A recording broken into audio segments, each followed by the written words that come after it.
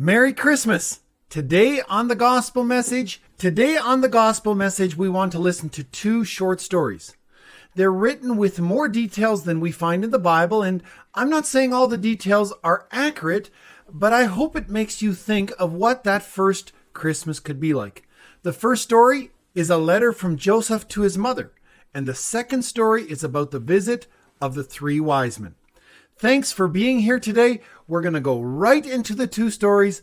I hope you're blessed. Joseph's Letter Home, A Christmas Story by Dr. Ralph F. Wilson. Dear Mom, we're still in Bethlehem, Mary and little Jesus. There are lots of things I couldn't talk to you about last summer. You wouldn't have believed me then, but maybe I can tell you now. I hope you can understand. You know, Mom, I've always loved Mary. You and Dad used to tease me about her when she was still a girl. She and her brothers used to play on our street. Our families got together for supper. But the hardest day of my life came scarcely a year ago, when I was 20 and she only 15. You remember that day, don't you? The trouble started after we were betrothed and signed the marriage agreement at our engagement. The same spring, Mary had left abruptly to visit her old cousin Elizabeth in Judea. She was gone 3 whole months. After she got back, people started wondering out loud if she were pregnant. It was cloudy the day when I finally confronted her with the gossip. Mary, I asked at last, "Are you going to have a baby?" Her clear brown eyes met mine, and she nodded. I didn't know what to say. "Who?" I finally stammered. "Mom, Mary and I never acted improperly, even after we were betrothed." Mary looked down. "Joseph," she said, "there's no way I can explain. You couldn't understand, but I want you to know I've never cared for anyone but you." She got up, gently took my hands in hers, kissed each of them as if it were the last time she would ever do that again, and then turned towards home. She must have been dying inside. I know I was. The rest of the day I stumbled through my chores. It's a wonder I didn't hurt myself in the workshop. At first I was angry and pounded out my frustrations on the doorframe I was making. My thoughts whirled so fast I could hardly keep my mind on my work. At last, I decided just to end the marriage contract with a quiet divorce. I loved her too much to make a public scene. I couldn't talk to you, Mom, or anyone for that matter. I went to bed early and tried to sleep. Her words came to me over and over. I've never cared for anyone but you. I've never cared for anyone but you. How I wished I could believe her. I don't know when I finally fell asleep. Mom, I had a dream from God. An angel of the Lord came to me. His words pulsated through my mind so intensely I can remember them as if it were yesterday. "Joseph, son of David," he thundered, "do not fear to take Mary home as your wife, because what is conceived in her is from the Holy Spirit." I couldn't believe my ears, Mom. This was the answer. The angel continued, "She will give birth to a son, and you are to give him the name Jesus, because he will save his people from their sins." The angel gripped my shoulder with his huge hands. For a long moment his gaze pierced deep within me. Just as he turned to go, I think I saw a smile on his shining face. I sat bolt upright in the bed. No sleep after that. I tossed about for a while, going over the words in my mind. Then I got up and dressed quietly so I wouldn't wake you. I must have walked for miles beneath that moonless sky. Stars pricked the blackness like 1,000 tiny pinpoints. A warm breeze blew on my face. I sang to the Lord, Mom. Yes, me singing, if you can imagine that. I couldn't contain my joy. I told him I would take Mary and care for her. I told him I would watch over her and the child, no matter what anyone said. I got back just as the sun kissed the hilltops. I don't know if you still recall that morning, Mom. I can see it in my mind's eye as if it were yesterday. You were feeding the chickens, surprised to see me out. Remember? "Sit down," I said to you. "I've got something to tell you." I took your arm and helped you to find a seat on the big rock out back. "Mom," I said, "I'm going to bring Mary home as my wife. Can you help make a place for her things? You were silent for a long time. You do know what you're saying, don't you, son? You said at last, your eyes glistening. Yes, Mom, I know. Your voice started to rise. If your father were still alive, he'd have some words, I tell you. Going about like that before you are married, disgracing the family and all, you and Mary ought to be ashamed of yourselves. You'd never have believed me if I tried to explain, so I didn't. Unless the angel had spoken to you, you'd have laughed me to scorn. Mom, this is the right thing to do, I said. And then I started talking to you as if I were the head of the house. When she comes, I don't want one word to her about it, I sputtered. She's your daughter-in-law and you'll respect her. She'll need your help if she's to bear the neighbors' wagging tongues. I'm sorry, Mom, you didn't deserve that. You started to get up in a huff. Mom, I murmured, I need you. You took my hand and got to your feet, and the fire was gone from your eyes.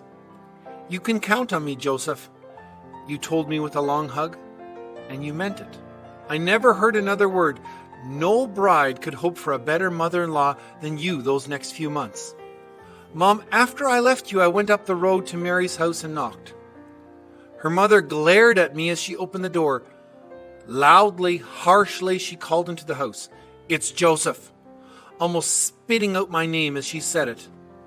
My little Mary came out cringing, as if she expected me to give her the back of my hand, I suppose.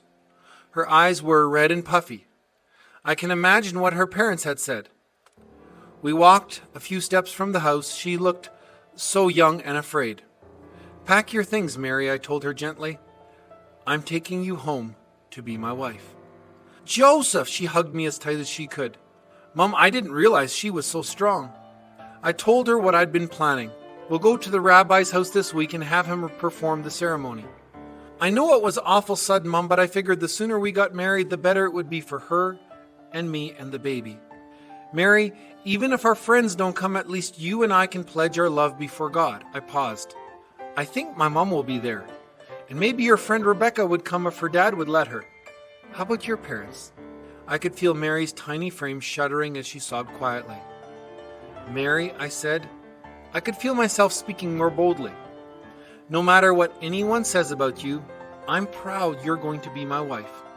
I'm going to take good care of you. I promised God that. She looked up. I lowered my voice. I had a dream last night, Mary. I saw an angel. I know.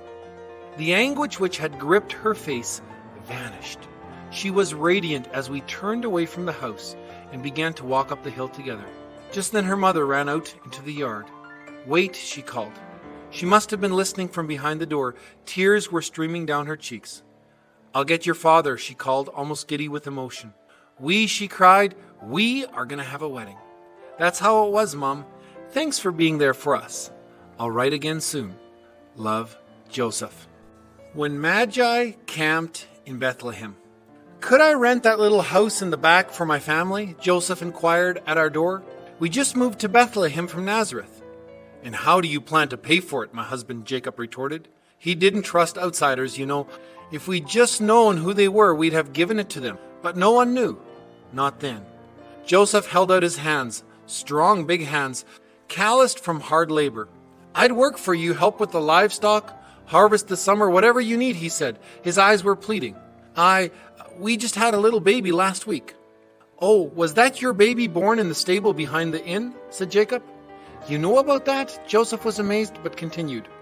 When I can get some carpenter jobs, I can pay you cash money. I could see Jacob weakening. He looked at me and I smiled. Yeah, you can take it, he said gruffly. But I expect to see you first thing in the morning. We've got wood to cut in the hills. They moved in that afternoon, and Mary and I became fast friends. She reminded me of my own daughter. 2 years later, about midnight, a caravan lumbered into Bethlehem and halted right in front of our house. Camels were kneeling, riders climbing down from their mounds. Easterners they were, and rich. There were 3 of them in all. The rich ones, I mean. You don't count servants, I'm told. They were looking beyond us to the little house where Mary and Joseph and Jesus lived. It was bathed in a gentle light. I looked up then and I saw the star. I guess that's what it was, shedding its clear light on the house. The rich men, Magi you call them, didn't seem afraid. They moved toward the little house with their servants behind them. Through the open door, we could see them kneeling on the dirt floor before the sleeping Jesus. We saw the child star in the east. We knew it meant a great king had been born among the Jews, greater than any on the earth, one of them was saying. We came to do homage to such a great king. I could see tears flowing down Mary's cheeks. The man continued, we went to Jerusalem, but they knew of no baby kings. Jesus, a king? How could it be? The family was so poor. Joseph, just a farmer carpenter, Mary, a peasant girl. We had an audience with King Herod, he went on.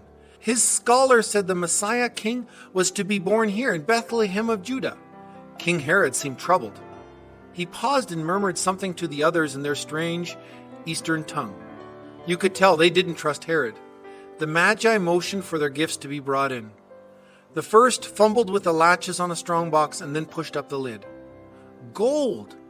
Under the light from the flickering lamp, coins sparkled. For the king, he said simply, and then knelt before the toddler. Little Jesus, beginning to wake up now, just sat there, watching intently. The second visitor opened his chest. The fragrance of exotic spices flooded the room. Jesus sniffed and peered into the box. And then the second visitor bowed himself before the child. And then the last box, the fragile alabaster flask. He pulled the stopper and a new smell struck us, heavy and rich. The smell of death, myrrh, used to anoint the bodies of the dead. Strange gift for a toddler, I thought, even a royal one. He replaced the stopper and then he, too, knelt with his forehead to the ground before the child.